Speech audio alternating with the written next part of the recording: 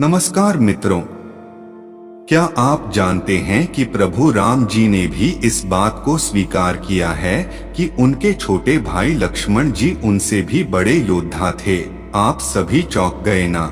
लेकिन यह सच है। चलिए इस पूरी कथा को इस YouTube वीडियो के माध्यम से जानने की कोशिश करते हैं। हम लोग जब भी प्रभु राम का नाम लेते हैं, उनको याद करते हैं, तो सबसे पहले उनके परम भक्त हनुमान जी का स्मरण खुद ब खुद हो जाता है।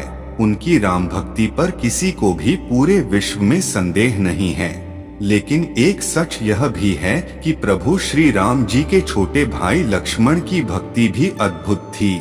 ऐसा माना जाता है कि लक्ष्मण जी के सहयोग और त्याग के बिना श्री राम कथा पूरी नहीं होती। राम जी ने इस बात को कैसे स्वीकार किया कि लक्ष्मण उनसे भी बड़े योद्धा थे? इसके पीछे एक रोचक कहानी है जो कुछ इस प्रकार है। एक बार की बात है, अगस्त्य मुनि अयोध्या आए और उन्होंने राम के पास बैठकर लंका युद्ध के ऊपर चर्चा शुरू कर दी। तब श्री राम ने उन्हें बताया कि कैसे उन्होंने कुंभकर्ण और रावण जैसे वीरों का वध किया था, तथा उनके छोटे भाई लक्ष्मण ने भी वीरता पूर्वक इंद्रजीत और अतिकाय जैसे बलशाली योद्धाओं का नाश किया था।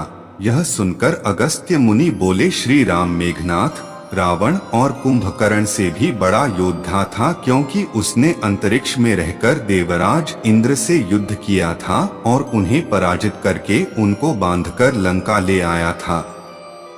तब इंद्र को वापस छुड़ाने के लिए स्वयं ब्रह्मा जी को लंका जाकर मेघनाथ से दान स्वरूप इंद्र को वापस मांगकर लाना पड़ा था। इतने पराक्रमी योद्धा इंद्रजीत को लक्ष्मण ने मारा तो मेरे हिसाब से वही रामायण के युद्ध के सबसे बड़े योद्धा हुए। अगस्त्य मुनि के मुख से ऐसी बातें सुनकर कि मेघनाथ को मारना रावण को मारने से ज्यादा कठिन था, श्री राम जी को बहुत आश्चर्य हुआ। उन्होंने इस बात को जानने के लिए अगस्त्य मुनि से पूछा कि आखिर मेघनाथ में ऐसी क्या बात थी। तब अगस्त्य मुनि बोले कि मेघनाथ को एक वरदान प्राप्त था कि उसका वध वही कर सकता है जो 14 साल तक ना सोया हो, जिसने 14 साल तक ना कुछ खाया हो और जिसने 14 साल तक किसी स्त्री का मुख भी ना देखा हो। केवल वही पुरुष मेघनाथ का वध कर सकता है। तब श्री राम जी बोले कि मैंने 14 वर्षों के वनवास काल के दौरान प्रतिदिन लक्ष्मण को उसके हिस्से के फल दिया था, तो फिर वह 14 साल बिन खाए कैसे रहा? मैं और सीता रात को अलग कुटिया में जाकर सो जाते थे और लक्ष्मण की कुटिया अलग थी। फिर वह 14 वर्ष तक कैसे बिना सोए रहा? मैं और सीता दिन के समय उसके साथ ही रहते थे। फिर उसने सीता का मुख 14 वर्षों में एक बार भी कैसे नहीं देखा? यह कैसे संभव है? राम जी की यह बातें सुनकर अगस्त्य मुनि मुस्कुराए और बोले, क्यों न इस बात को लक्ष्मण से पूछा जाए।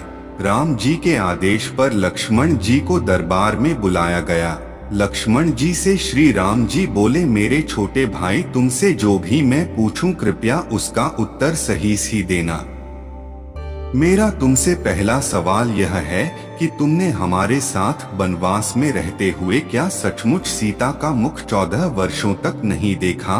लक्ष्मण जी बोले, भैया, जब भाभी को तलाशते हुए हम लोग ऋष्यमुख पर्वत पहुँचे थे तो आपको याद होगा सुग्रीव के द्वारा दिखाए गए माता सीता के आभूषणों में से पैरों के नूपुर को छोड़कर मैं एक भी आभूषण को इसलिए नहीं पहचान पाया था क्योंकि कभी मैंने उनके चरणों के ऊपर देखा ही नहीं। तब प्रभु श्री राम अपना दूसरा सवाल पूछते हैं कि जब वनवास के दौरान तुम्हारी कुटिया हमसे अलग थी तो तुम वहां आराम करने की बजाय 14 वर्षों तक जगे क्यों रहे? तब लक्ष्मण जी शालीनता पूर्वक बताते हैं कि जब आप और सीता माता कुटिया में सोते थे तो मैं रात भर बाहर धनुष पर बाण चढ़ाकर पहरेदारी में खड़ा रहता था।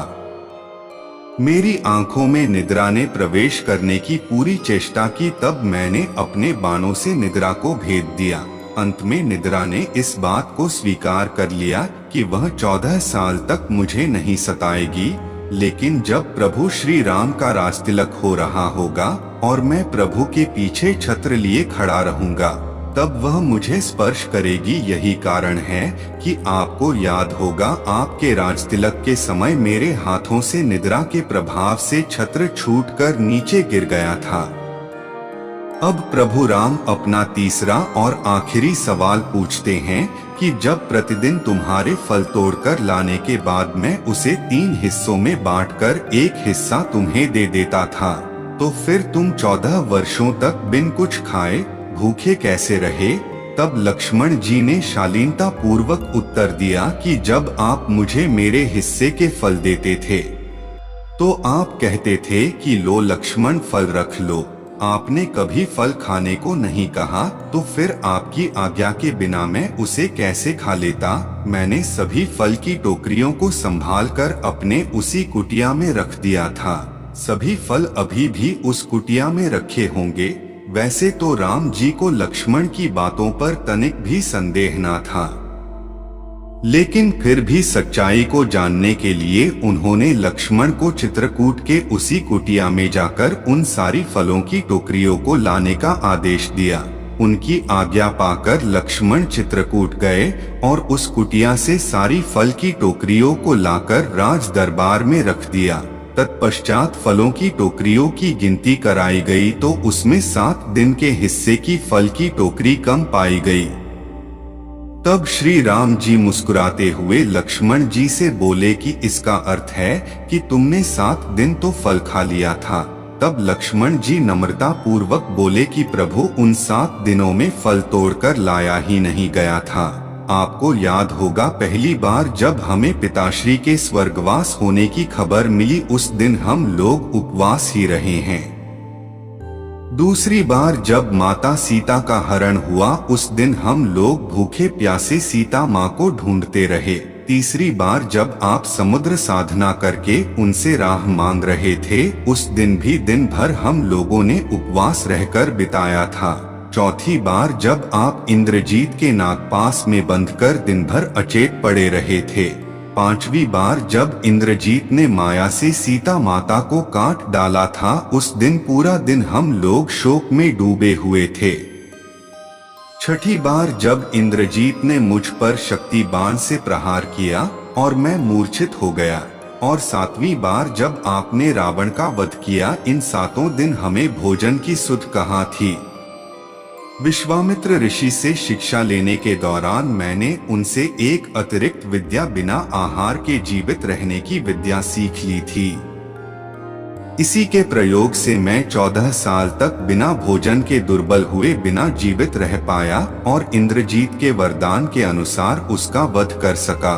भगवान श्री राम लक्ष्मण जी की बातें सुनकर बहुत प्रसन्न हुए और गौरवान्वित भी कि उनका छोटा भाई इतना वीर और शक्तिशाली है। उन्होंने इस बात को अगस्त्य मुनि के सामने स्वीकार कर लिया कि उनसे बड़े योद्धा उनके छोटे भाई लक्ष्मण ही हैं। इतना कहकर उन्होंने प्रेम पूर्वक लक्ष्मण जी को अपने गले से लगा लिया। मेरे प्यारे मित्रों, अगर आपको इस YouTube वीडियो में मेरे द्वारा बताई गई बातें अच्छी और सच्ची लगी हो तो कृपया आप मेरे चैनल धार्मिक भावना को सब्सक्राइब कर दें। तत्पश्चात इस वीडियो को लाइक जरूर करें तथा इस वीडियो को ज्यादा से ज्यादा लोगों तक शेयर करें, क्योंकि धर्म के प्रचार प्रसार के इस नेक कार्य में आपका सहयोग अपेक्षित है। अगर इस विषय पर किसी का कोई भी सुझाव या सवाल है तो वो मुझे YouTube कमेंट बॉक्स में जरूर लिखें। बोल बम, हर हर महादेव। धन्यवाद।